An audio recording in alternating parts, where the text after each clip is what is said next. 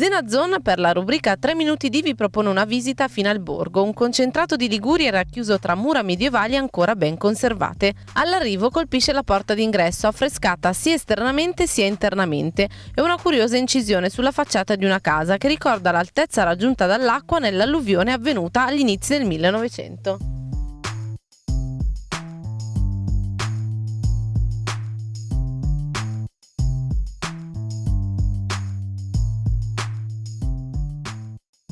Per la nostra rubrica 3 minuti di abbiamo raggiunto Finalborgo, un piccolo paese che si trova nell'immediato entroterra di Finale Ligure, a pochi chilometri da Genova.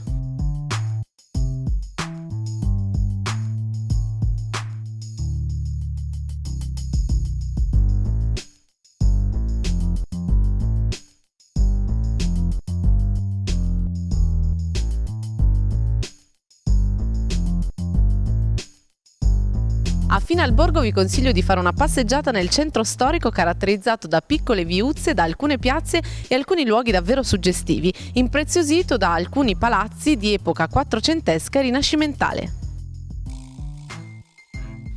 Passeggiando nel centro storico tra vicoli e stradine rimarrete affascinati dalla piazza principale, contornata da palazzi storici, punto di ritrovo di abitanti e turisti e sede del mercato.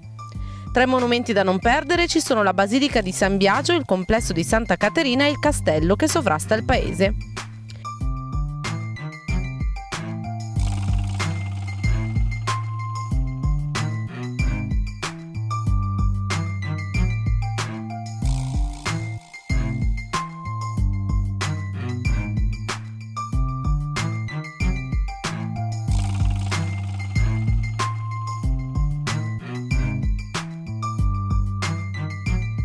Il nome Finalborgo, nell'immediato entroterra della località balneare di Finale Ligure, sembra derivi dal latino burgum finari, ovvero terra di confine.